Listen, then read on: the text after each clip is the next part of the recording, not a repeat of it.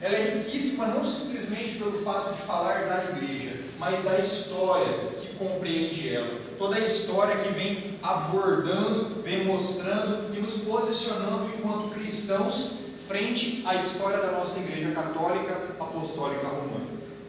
Meu pai agora fez uma pequena introdução aí, falando da igreja, e agora nós vamos adentrar com um pouquinho mais de conteúdo, um pouco mais denso.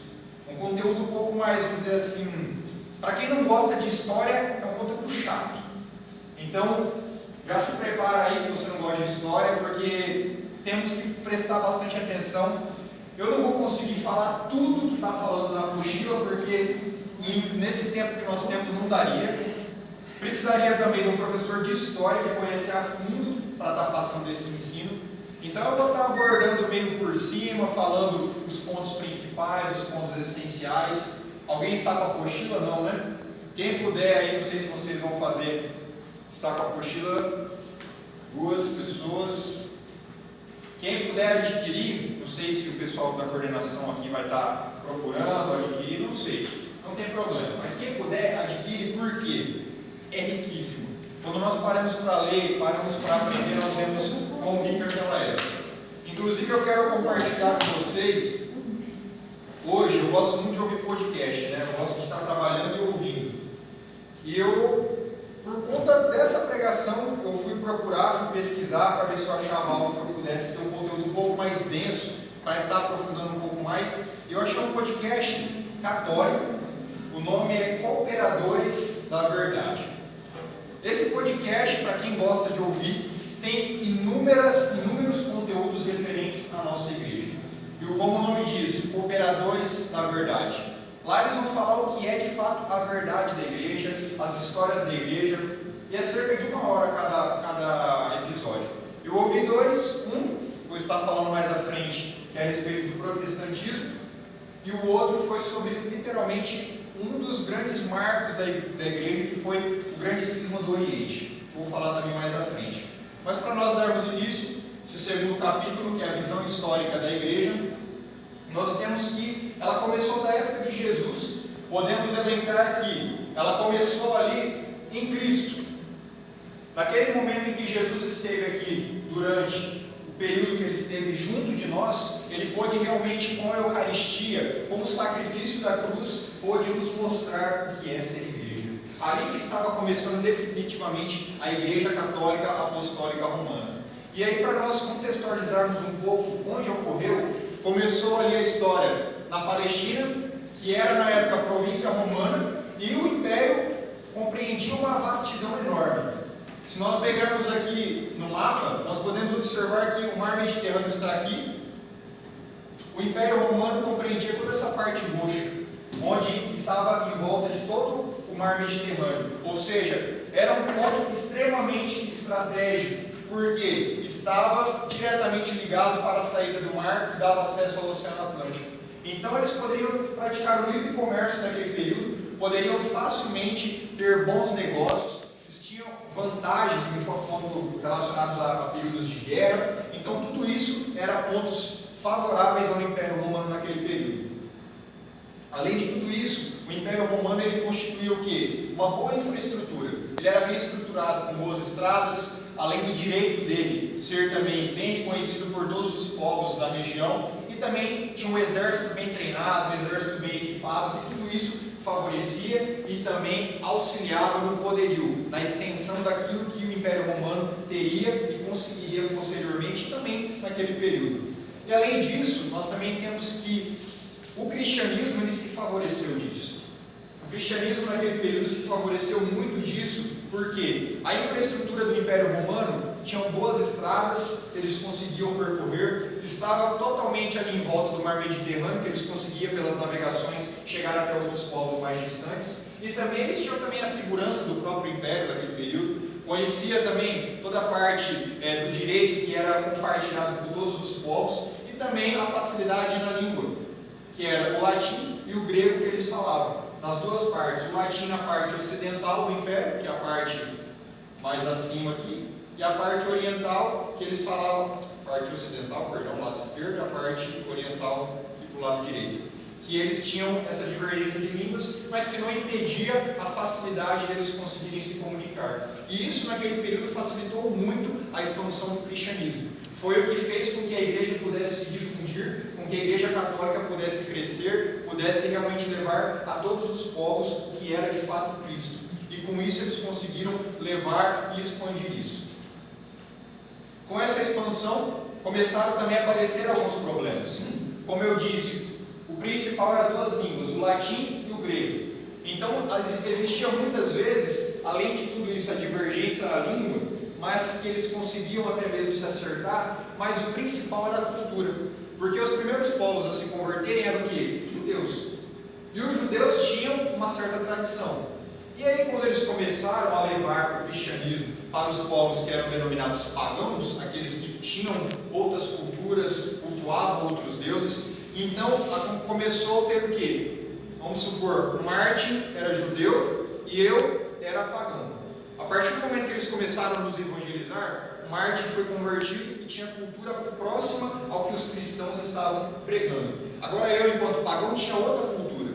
Então eles começaram a falar, certo, se o Martin, que tem a mesma cultura nossa, nós cristãos convertidos, ele se converteu agora, ele já segue os mesmos ritos, eu que sou pagão também deverei seguir os mesmos ritos que eles. Então começou a ter uma divergência no que e como proceder, porque a maioria dos cristãos naquele período eram judeus, e os novos que estavam sendo convertidos, ficava-se essa dúvida, se precisava ou não se adequar à cultura daquele período, como por exemplo, as normas que eles tinham, a circuncisão judaica, e também a questão de tudo isso acontecer para que eles pudessem ser batizados. Então aí começou a ter certas divergências para com os novos cristãos e os cristãos que já eram convertidos da época de Jesus, ali próximo a Jesus. Com isso, no início do século II, começou o período ali, teve início o período denominado de patrística, que foi caracterizado pela elaboração doutrinal das verdades da fé do cristianismo, e também começou o início da defesa contra os ataques heréticos e pagãos. Então, naquele período, como toda coisa boa, existe também as coisas ruins. Então, quando nós começamos a fazer coisas boas, vão aparecer 10 coisas ruins tentando nos combater. Naquele período não foi diferente. Naquele período, conforme o cristianismo ia avançando, conforme os cristãos eram convertidos, começaram também a ter outras coisas que precisavam ser feitas, que era a defesa. A defesa do quê? A defesa da nossa fé. A defesa contra os ataques dos pagãos que não eram convertidos, das heresias que se existiam dentro do próprio cristianismo, da fé pregada, porque, como eu disse, era mistura de muitas culturas. Eram os judeus, eram outros povos pagãos que eram convertidos, eram outros povos que futuramente eram denominados de bárbaros, que tinham também outras culturas. Então ali começou a virar uma mistura. Para a gente ter um exemplo bem claro. É a mesma coisa de a gente começar a converter. Nós somos todos católicos apostólicos romanos. Começamos a converter uma pessoa que é espírita, aí converter uma pessoa que vai para o terreiro de macumba, e tudo isso vai juntando e vai virar isso daqui. Agora, mas fulano veio de lá, a cultura lá no espiritismo era uma. Mas a gente procedia de outra forma lá no terreiro. Não sei não, a gente procedia de outra forma. E aí começam essas divergências. E aí eles precisavam fazer o quê? Solidificar a base. Então, com isso, eles começaram a ter essa defesa entre eles, não uma defesa no lado negativo, mas no lado positivo, colocando os pontos que eram favoráveis, aquilo que devia seguir, as regras que deveriam ser impostas, para que assim pudesse ser bem vivida a fé cristã. E com isso, ali já por volta ainda do primeiro século, já por volta ali da segunda metade do primeiro século, começou os ataques contra os cristãos, contra o cristianismo. Então, houve a perseguição, a grande perseguição que teve contra os cristãos, foi num período muito conturbado do Império Romano. Nós temos o imperador Nero, que esse imperador ele estava tendo, vamos dizer assim, não uma boa popularidade entre as pessoas, a população do império naquele período. Então as pessoas não estavam muito contentes com ele. Com isso, no meio de todo esse rebuliço que já estava acontecendo no próprio império, parte política, o que aconteceu? Houve um incêndio que até hoje não se sabe como que surgiu, como que ocorreu, e aí a população começou a ficar alvoroçada, começaram a culpar o imperador, começaram a falar que era culpa dele, que ele já estava, desculpa falar, na merda, então queriam colocar ele mais ainda na merda. E aí, para o imperador se livrar, para se safar, o que ele fez? Meteu a culpa nos cristãos. Começou a falar que os cristãos estavam errados, eles estavam agindo de forma errada, principalmente acusando de ateísmo, orgias, misantropia, tudo isso de uma forma para que os cristãos fossem os errados da história, o cristianismo fosse o errado da história e o imperador pudesse ficar tranquilo no lugar dele sem levar a culpa. E tudo isso foi bom para ele, porque a população começou a acreditar nele, botar a culpa nos cristãos, e aí sim começou a perseguição aos cristãos para matá-los. E dessa forma, o que aconteceu? Começou que os cristãos também nesse período, Pedro e Paulo foram mortos. Então foi fruto dessa perseguição. Começou que os cristãos foram capturados, milhares deles, crucificados, onde hoje localiza-se a Basílica de São Pedro, atualmente lá em Roma. Então, lá no Vaticano, né? Então, para nós termos uma ideia de como era e como foi a grandiosidade disso naquele período, como que isso, a parte política, afetava diretamente a parte cultural e religiosa naquele período. E com isso, começou aí, vamos dizer assim, abriu a porteira para a perseguição aos cristãos de forma direta. Aqui nós temos a imagem de Santo Inácio de Antioquia, que ele foi martirizado durante o Império de Trajano e depois do imperador Nero, que foi em 64. Aí temos Trajano, que em 98 a 117 ele foi entregue aos leões lá no Coliseu em Roma. E com isso nós temos que ele foi um grande precursor e defensor da fé católica. Ele foi um dos primeiros discípulos direto dos discípulos. Ele era discípulo de São João e ele defendia os ideais que era principalmente Cristo foi gerado e não criado, e também defendeu que os cristãos deveriam guardar o domingo como sendo o dia do Senhor. Então esse foi um dos primeiros santos que foram martirizados, que foram realmente perseguidos defendendo a fé católica. Então aqui nós temos também a apostila, quem depois quiser adquirir ou quem estiver acompanhando, vai ver que tem uma infinidade de santos. Eu peguei só os principais, porque senão acaba ficando muito cansativo e também um pouco maçante. Já no período do Império de Sétimo Severo, já no século II, início do século III, nós temos Santa Felicidade e Santa Perpétua, que também foram martirizadas. Elas foram presas porque não renunciaram à fé cristã e não adoraram aos deuses que eram naquele tempo. Além disso, elas foram açoitadas e atiradas a leopardos, ursos e vacas. Elas sofreram sérias dilacerações, né? Foram dilaceradas de todo jeito, mas não morreram.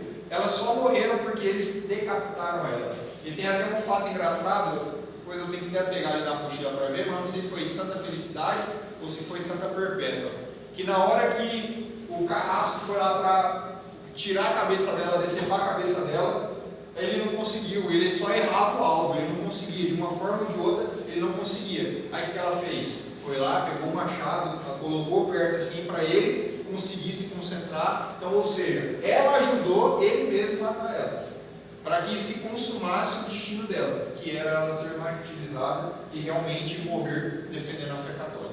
Santa Cecília também foi morta dessa forma na mesma época, no século III, Santa Cecília. Também, já aqui no final do século III, aí, início do século IV, temos o reinado ali de Diocleciano, que também começou o quê? Uma intensificação na perseguição contra os cristãos. E aí, durante os anos 303 e 305, também foram muitos santos que hoje nós reconhecemos, também foram martirizados, morreram defendendo a fé. E também eu trouxe outro exemplo, é que eu só não mudei o nome, mas é São Cosme e São Damião, e também morreram da mesma forma. Eles eram irmãos gêmeos, médicos, e além disso, eles curavam gratuitamente em nome de Jesus. E isso, de uma forma ou de outra, abalavam aos imperadores. Tudo isso afetava diretamente a política naquele período e, de qualquer forma, eles buscavam não levar Cristo. Por quê? A forma que eles curavam as pessoas eles já estavam levando a verdade católica para aquelas pessoas.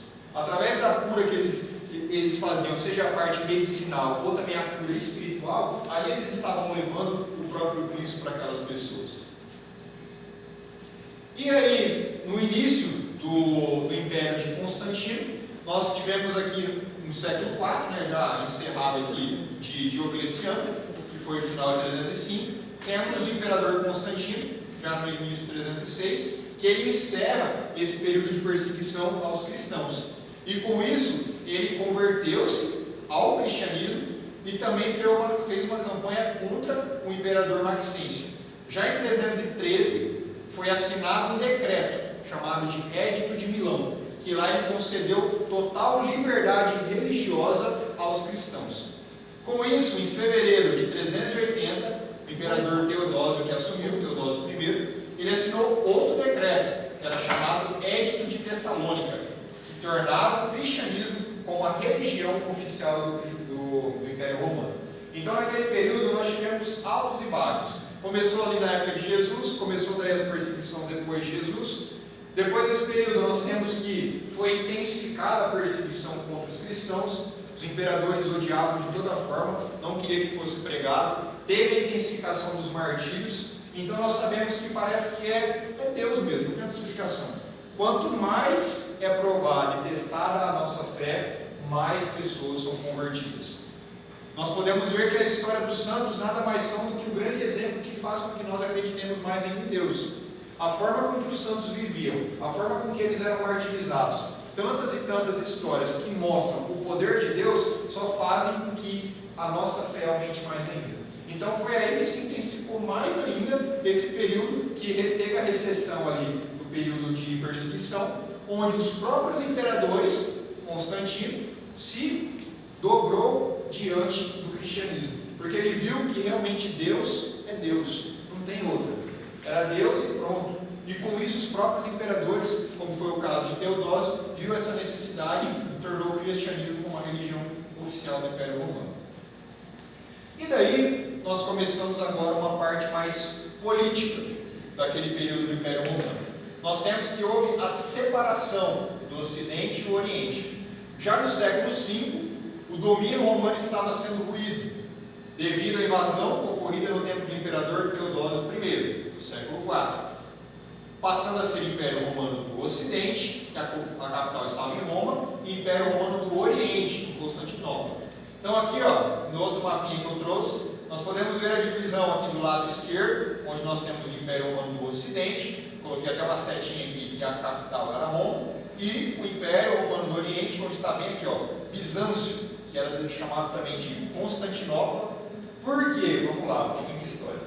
Era Bizâncio como uma cidade, mas por conta do Imperador Constantino, foi morar lá em Bizâncio, ele mesmo resolveu mudar o nome da cidade e o nome dele, que virou então Constantinopla, que passou a ser, como eu posso dizer assim, o reduto dele, virou ali o quartel-general dele para tomar conta do restante do Império. E com isso houve essa divisão territorial que ocasionou futuramente, vai ocasionar, que eu vou falar, uma divisão também entre a igreja do Ocidente e do Oriente.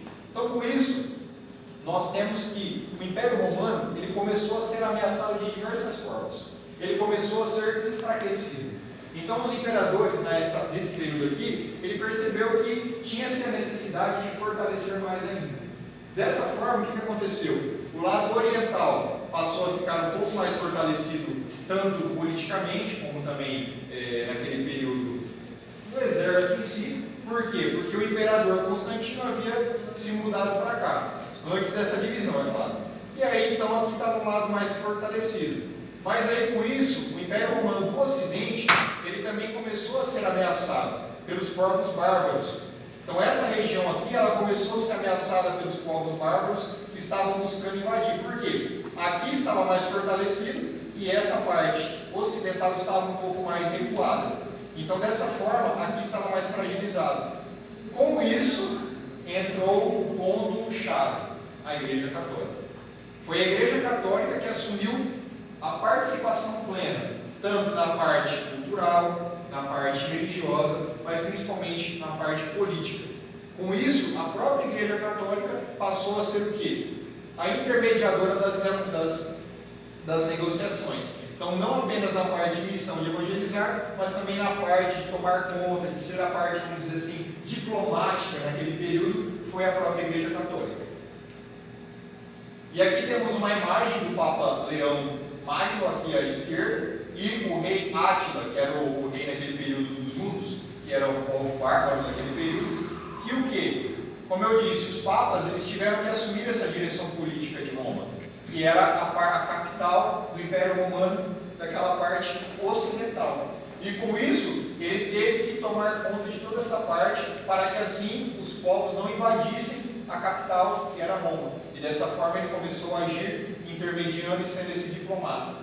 Que aqui, aí o Papa Gregório Magno, esse aqui foi o Papa Leão Magno, da imagem. Aí o Papa Gregório Magno também ele foi um grande reformador e organizador da igreja nesse período. Entre tantos papas, eu peguei esses dois por quê? Porque eles foram os primordiais nesse período. Eles foram aqueles que tiveram um pouquinho mais de ênfase nessa parte aí diplomática e assumindo essas questões que envolvem o povo. E aí, aqui nós encerramos essa primeira parte, que é a separação entre o Ocidente e o Oriente, e aí nós entramos na igreja na Idade Média. Ela é dividida em 3 etapas. Se nós pegarmos aí o contexto histórico, podemos subdividi-la em 3 partes, que é a primeira Idade Média, que vai aqui do século VII até o século XI. O século XI já vai chegar aí ao período do Papa Gregório VII, que foi um grande divisor de águas desse período. A Alta Idade Média, que é do século XI ao século XIII, e a Baixa Idade Média, do XIII ao XV. Primeira Idade Média. Nesse primeiro período, houve o quê? Grandes perdas por parte da Igreja Católica. Então, naquele mapinho primeiro que a gente viu lá, onde o Império Romano estava, a Igreja Católica tinha, graças a toda a missão, a evangelização que eles tinham feito naquele período, conseguiram evangelizar muitas pessoas. Mas por conta de invasões de outros povos, a igreja começou a ter perdas ali no norte da África, na parte do Oriente, ali pegando o Egito, Arábia, Mesopotâmia, Síria, mas também a cristianização foi mais profunda também dos povos germanos e eslavos, gerando também muitas conversões. Por quê? Por um lado eles perderam, mas por outro eles buscavam se intensificar e levar mais ainda a formação aos povos que eles tinham ali mais proximidade, onde eles conseguiam não ter tantos problemas, tanto políticos